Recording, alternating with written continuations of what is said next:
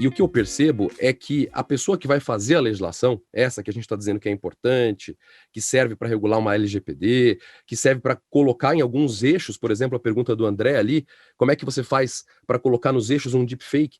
Então, essa legislação que é feita por pessoas, obviamente a gente sabe que são os legisladores, ela é feita sem a imersão cultural que o Theo falou. Então, o nosso legislador não entende o que ele está falando. O nosso judiciário não entende o que ele está falando. Então, por exemplo, eu fiz uma sustentação oral enquanto eu falava sobre criptografia. E o desembargador falou assim, não, doutor, criptografia é proibido. Então, certos pressupostos absurdos como esse que a gente vê são muito assustadores. Ontem saiu um julgado, a gente estava falando sobre esportes no painel anterior, ontem saiu um julgado de um esportist que estava famoso, que foi acusado de usar um cheat, né, usar uma forma de manipular o jogo para ter resultados melhores. Ele não tinha manipulado, ele entrou com uma ação, e o juiz diz, não, ele que tem que provar que ele não usou mecanismos de cheat contra os outros jogadores. Isso é absurdo, é impossível. O juiz tem que saber que isso é impossível de ser provado, e o juiz nem se importou. E os desembargadores, quando reviram a decisão, chegaram à conclusão de que um esportes famoso, quando ele é acusado de ser um trapaceiro, ele não sofre nenhum tipo de dano. Então, por que eu estou dizendo isso? Porque para a gente conseguir fazer essa correção de LGPD, para a gente conseguir fazer essa correção dos perigos de manipulação de deepfake, para voz, de manipulação de deepfake porque a Tânia falou, da própria vocalização de coisas que ela nunca falou, a gente precisa de um judiciário, ou de um legislativo preparado, ou de pessoas como a Tânia, como o Theo, para chegarem para eles explicarem o elementar. Por exemplo, isto é um problema. Não existe a situação de você substituir um juiz por uma máquina.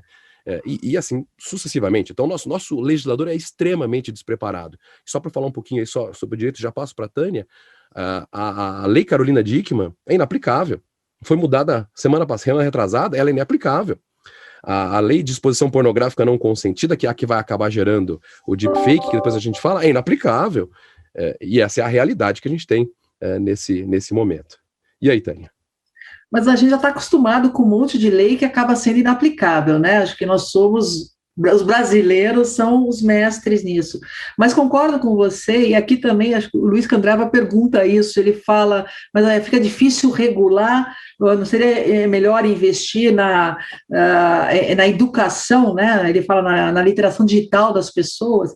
A gente tem que investir numa educação, numa qualificação digital de toda a população brasileira. Primeiro, pela transformação dos empregos que a inteligência artificial vai trazer, e uma série de tarefas de baixa qualificação vão desaparecer e novas vão ser criadas, e a gente precisa preparar as pessoas para abraçarem essas novas profissões e a gente não aumentar a desigualdade.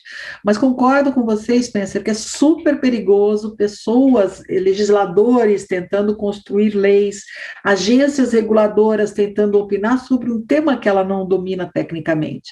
E a gente está discutindo hoje a Agência Nacional de Proteção de Dados e a composição do conselho, e eu faço parte de um grupo da Brascom que a gente está lutando para ter uma representatividade técnica, para não se pedir o impossível. Senão você cria um arcabouço legal que faz com que seja impossível qualquer empresa do bem cumprir, e oneroso, então você onera as empresas, você cria dificuldades e você não protege o indivíduo. Então, como que a gente consegue o melhor dos mundos? Eu consigo ter um ambiente de transparência, responsabilidade e proteção.